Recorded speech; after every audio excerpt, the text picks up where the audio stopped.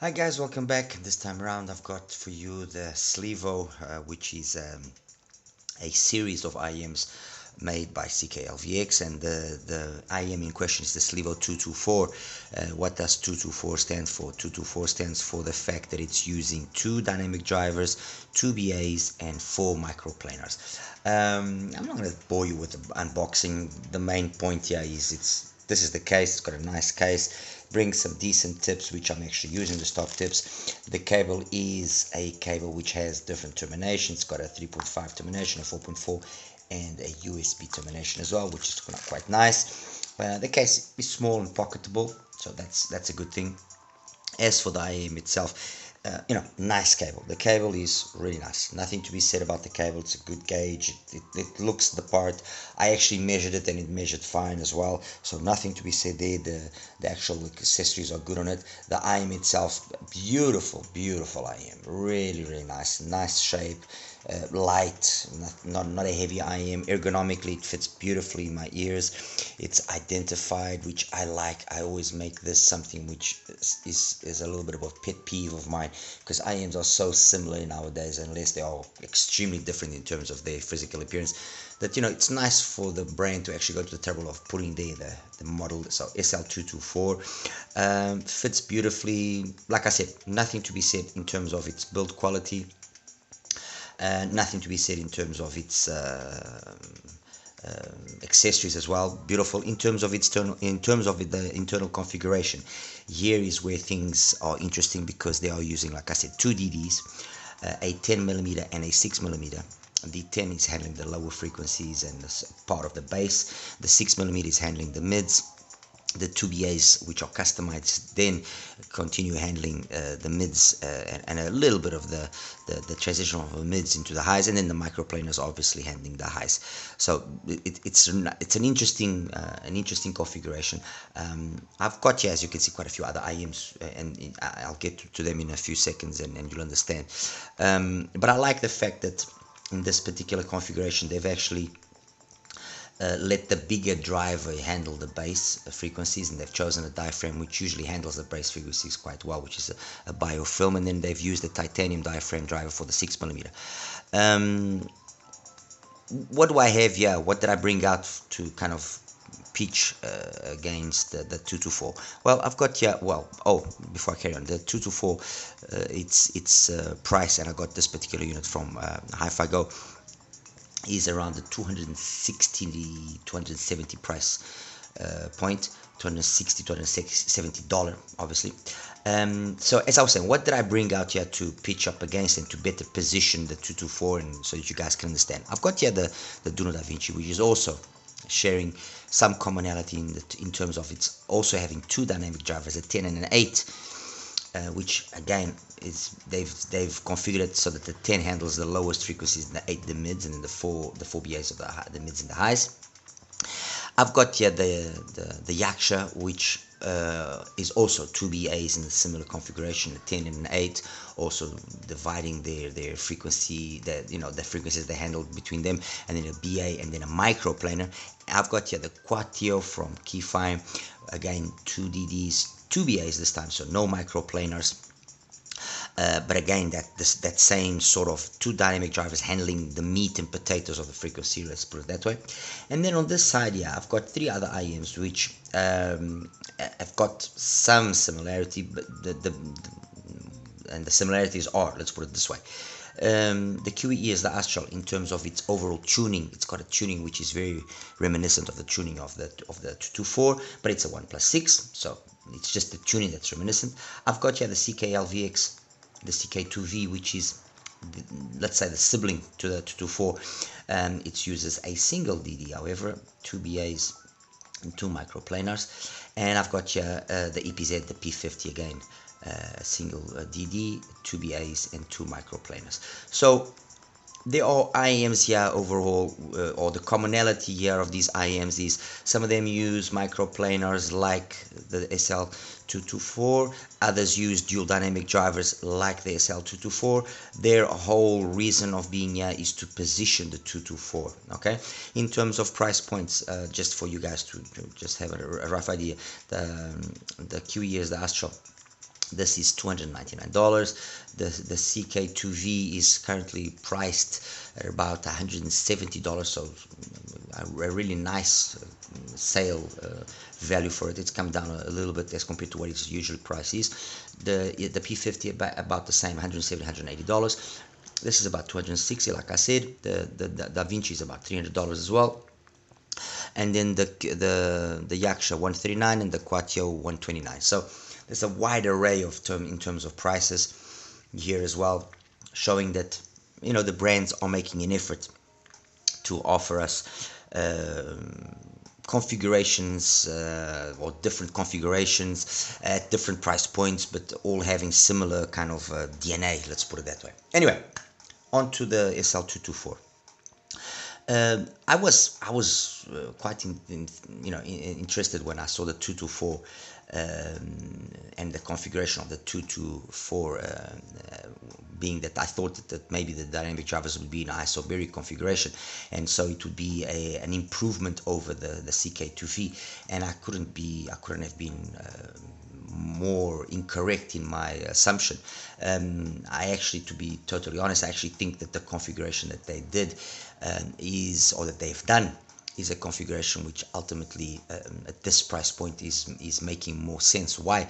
Because you have, like I've said before, you have DDs handling the meat and potatoes of the frequency range. You have DDs handling the bass, the mid bass, and the mids, the vocals. Where sometimes the implementation of BAs, when it's not done carefully, is not the best, and it showcases then the negative aspects of BA timbre and tonality and roughness in the sound. There's a lack of elegance, while you get with the DDs this whole organic, this more true to life representation. So I think they actually went down the correct road, and funny enough, thinking, oh, for microplaners this thing is going to be a monster in terms of treble or anything of the sort. Yes, it's got plenty treble and plenty extension up top, but everything has been so well tamed that the overall impression of the SL224 was a very, very pleasant surprise. I have to say that when I started listening to it,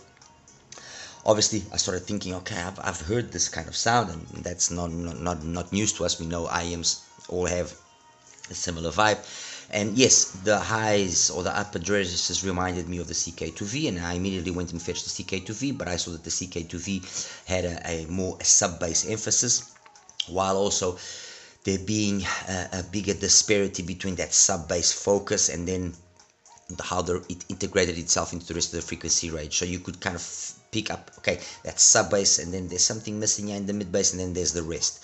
While here that coherence of the sound, that matching and how the whole sound comes out is way more well balanced. Then it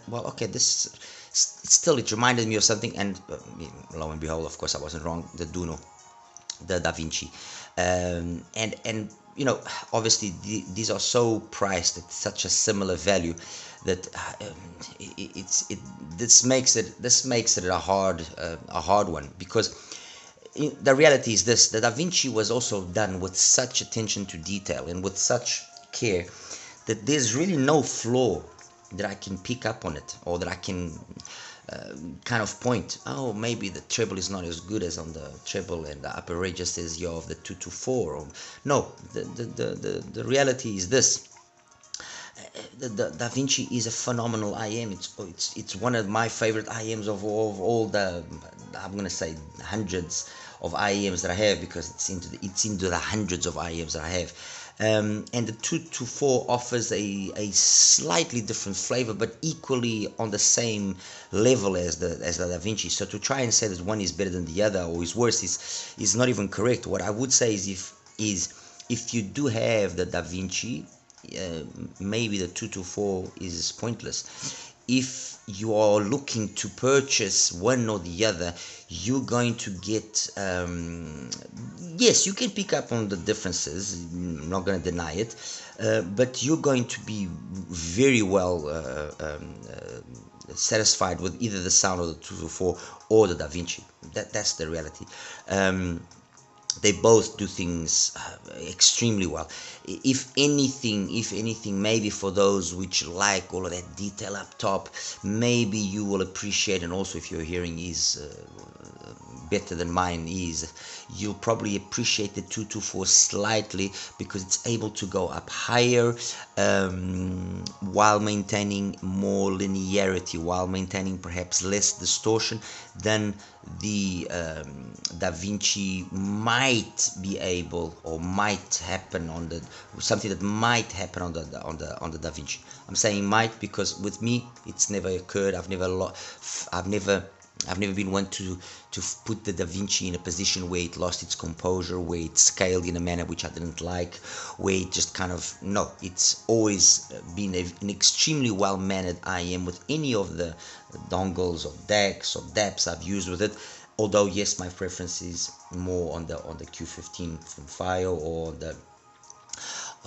on the Yuki and other similar DACs to the Yuki, so using the Cirrus Logic chips. So I know I've kind of jumped ahead here a little bit, but all of this to say what? The 224 is on the level here of the DaVinci without any doubt. Okay. Anyway, let's delve a little bit more then into the 224. Bass, really good. It's not. And let me make this perfectly clear. You listen to the 224 and you're gonna think that, or when you look at the graph even, you're gonna think, oh, it's lacking, it doesn't maybe have the right amount of energy, you know, the 100 hertz point corresponds to just below 2, that area, the sound above it might be a little bit too much. No, it's balanced. It's really a high quality bass. It's not a bass monster by any means. It's got enough bass to keep up with the rest of the frequency up top. That's the main thing. Yes, it is more of a mid-focused IM. Yes, in that aspect, the CK2V will be more of a bass monster and satisfy those that are maybe looking for something which is a little bit more bass proficient. But this, in terms of the overall balance, is, you know, exquisite. Bass, mid-bass, plenty of impact. Maybe here and there, I would have liked a little bit extra slam. But I think that the way that they've tuned that 10mm driver has been intelligent, because when you have a 10mm driver dedicated just to the bass frequencies, just giving it a little bit more in one particular part of the frequency you'll run the risk of maybe just throwing everything out of balance. And in that aspect, I think what they've done here is you know, a job well done. Let's put it that way. They've been able to keep enough energy, and if there is any minor nitpick, is that maybe on occasion here and there will be a song or two that you would perhaps like a little bit extra more mid bass, which is what happens, for example, when you listen to the Yaksha. Okay, when you listen here to the Yaksha, okay, you notice the Yaksha has got just that little extra amount of mid bass. When you listen to the Quattro as well, you also pick up on that aspect. You notice that it's got just that little extra amount of mid bass. So it's all a game of trading, you know, give and take. A little bit more mid bass, a little bit less mid bass. How the overall balance of sound then continues. But then on the other hand, you know, even though the Yaksha has got a microplanar and the Quattro doesn't, when you listen to the amount of detail that the SL224 can give us up top, it more than makes up for maybe that loss of a little bit of mid bass impact that these two have. Okay, but anyway, bass, mid bass, nothing to be said there. The transition,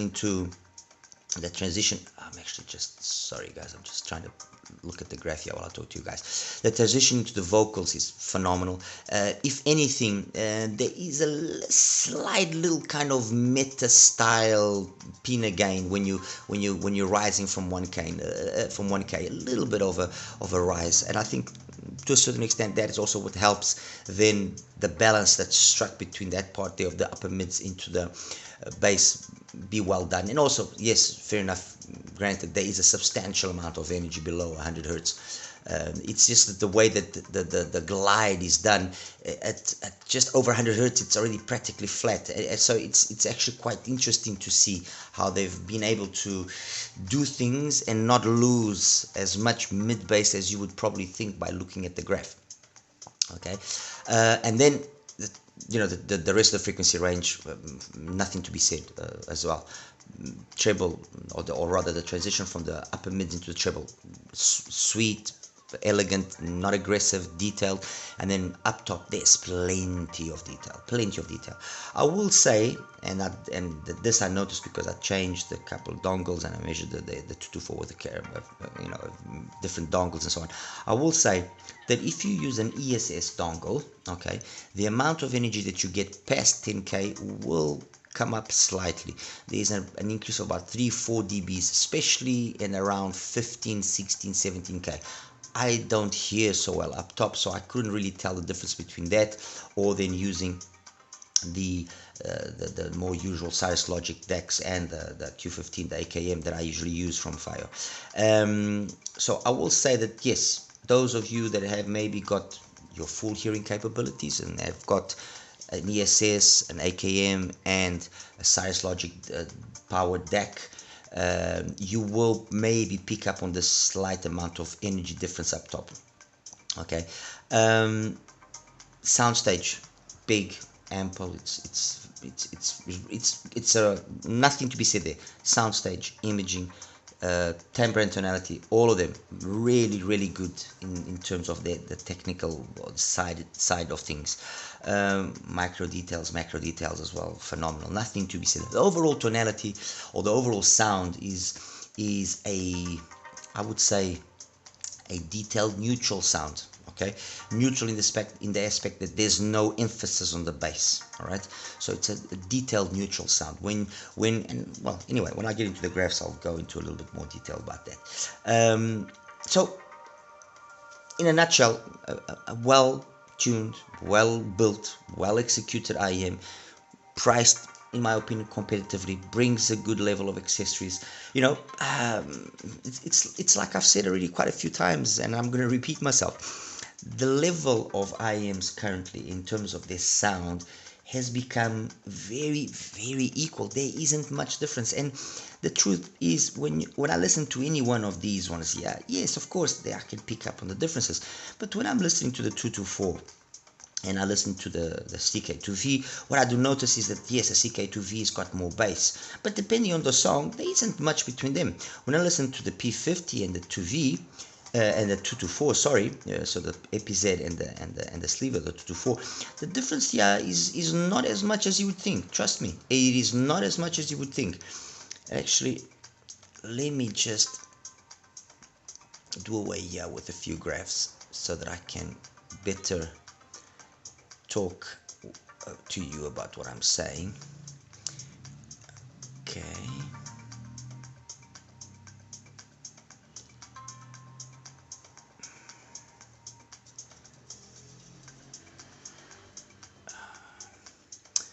Oh, my apologies, guys. My apologies.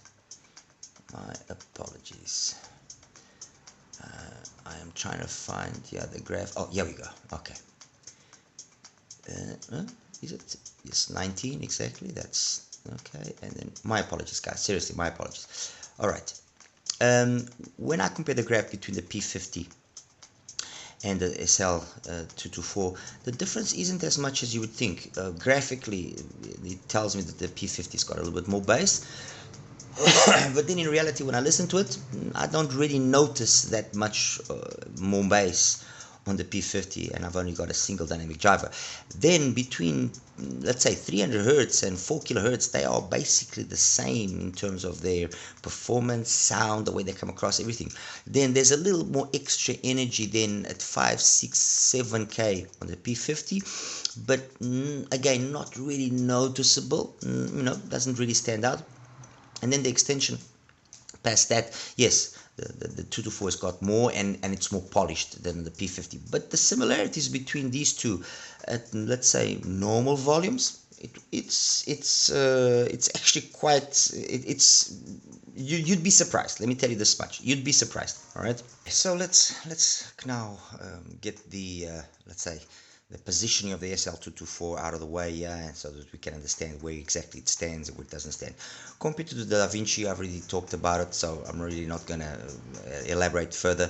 I'm only going to say is that the 224 with regards to DaVinci loses out slightly in the bass performance. The DaVinci has got a better bass performance. Perhaps DaVinci also a slightly more natural sounding mid-range execution. On the other hand, and however much I like the treble execution of the DaVinci, and I think it's exquisitely well done, taking into consideration it's all BAs, the 224 does offer a slight more amount of detail up top because of the microplanars. Either way, you can't really go wrong. They are both very, very good IMs. That's the reality, okay? Compared to the Yaksha and the Quatio, they both, again, will outdo the 224 in terms of the bass performance, mainly because they've got that little extra amount of mid bass presence. Let me just quickly just put here. So that's the Quatio, and this is the Yaksha, exactly. So they both have a little bit more mid bass presence, and so that area there between, let's say, well, all three will be flat by roughly 300 hertz, but while that flatness of the 224 starts at just over 100, these ones still have that gradual fall. So they are, my apologies, they are at 100 hertz, for example, they are about 4 dBs above in terms of overall energy than the 224, and it's noticeable in that they will give a more organic, impactful presence to certain music, to certain genres than the 224 does in a more, let's say, modest manner. It's still there, but it doesn't do it as prominent. So it all ends up being what is your preference. Of course, up top, the 224 beats both of them. It's the reality. In the Yaksha, yes, although we have a microplanar, it's tuned in a manner which is very docile, and so you don't it doesn't make itself too or excessively known, but it's enough. But of course, it doesn't have the detail capability of the 224. While on the Quatio, yes, we have BAs. They are detailed. They're well tuned. They're not aggressive, no. But it's these two have got a more organic, more let's say old school type of overall sound, while this is very capable in terms of its technical abilities. It's a really detailed sound by comparison. So those and the DaVinci's out of the way. Compared here to these other three, well, compared to the CK2V, again, I've already said a lot about this earlier. So the CK2V is just a different tuning option, more sub-bass focused, more of a bass monster as compared to the 224. So this is going to be a more, let's say, colored, fun, dynamic IM, while the 224 by comparison is going to be an IM that is more audiophile capable, if that is maybe the correct terminology for me here to use. As then that leaves us then with the P50 and with the Astral from QE ears. Yes, microplanars here, no microplanars there, single DD. So the similarities is very little. However, what do they have similar? I'm now just hold on, let me just put them up here. So yes, okay, so that's the P50 and this is the Astral. Okay, what do they have then similar? They have similar a type of tuning which is very equal. The Astral will probably be the one that, although only having a single DD in the lower frequencies, will be the one that has the most bass presence, but also that is down to a fact that the upper mids and treble are the lowest of the three. It's the one that's least emphasized. Okay, so we have to keep that in mind. Any one of them, I would say, are side grades to each other, although the biggest side grade here would probably be between the Astral and the 224. I would say the P50 does have a lot of similarities here to the to the 224. I would say even sounds very similar for a lot of the time. Yes, what you then notice is the 224 is capable of just being a little bit extra more polished than the P50. That's it. Does that justify a price difference of roughly $100? That's something that only you guys can decide. That's be honest. What I will say is if you have the P50, the 224 might not be a big enough upgrade to justify the price difference. Yes, there are things that the 224 will do slightly better, but overall the similarity of sound is such that I don't really think or consider that this would be a purchase that it's got enough behind it to make sense. As for the QES, the Astral, two totally different configurations. That's the reality. Trihybrid, the hybrid, 1+6, 2+2+4. So completely different approaches. Although the overall similarity in terms of the sound between the two of them, as I mentioned, is quite uncanny. Yes, the Astral's got more bass presence, down to two factors, not only because of the way that it's tuned, but also its mids and upper mids are slightly more toned down as compared to the 224. On the other hand, the 224 in terms of its detail and resolution up top, it's phenomenal.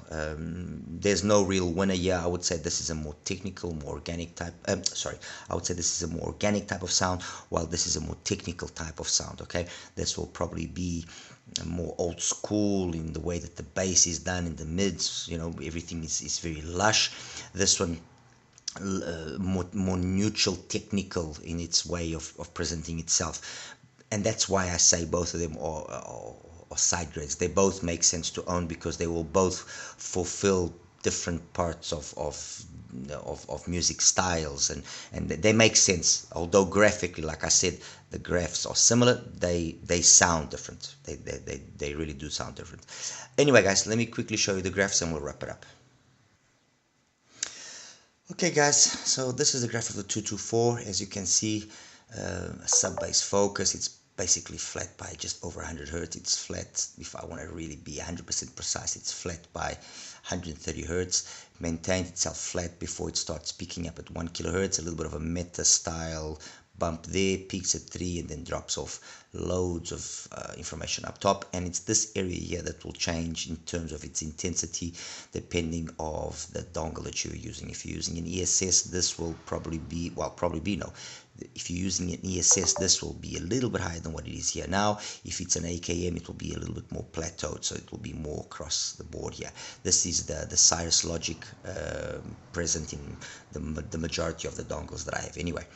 So this is the 224 compared to the CK2V. As you can see, CK2V bass monster by comparison, a little bit of a similar type of mids to a certain extent, and as well loads of up top detail with those microplanars really being pushed, but they end up, although they sound good, they sound colored. Okay, they give the sound a more colored feel and make it sound more V-shaped, so there's more disparity between the frequency range. There's a good coherence, yes, but when you compare the coherence of the CK2V compared to the 224, the 224 sounds significantly more coherent, significantly more well balanced across the board. Okay, so that's that. Compared to the Yaksha, as you can see, a little bit more mid-bass here, similar in the mids, but then not the same sort of extension up top. Compared to the Quatio, no, sorry, that's not the Quatio. Compared to the Quatio is this one. Yes, I've got to change the color, make it red. Yes, okay. Compared to the Quatio, the same situation, more mid-bass, very similar mids, but up top, no, not the same thing.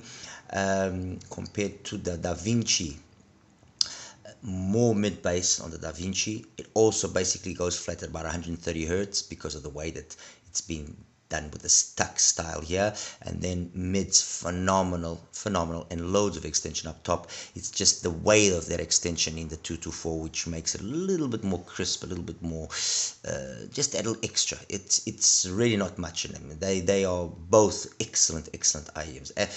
Out of all the IEMs here, the standouts are definitely the Astral, the DaVinci and the 224. These are the three standouts in with regards to the way they overall do everything. Okay, very balanced. There's no real flaws. Everything's really good. That doesn't mean that the rest aren't good or that the rest are. But these three, they scale well. They everything sounds very well executed, very well thought out. Okay, and then CK2V I've shown you.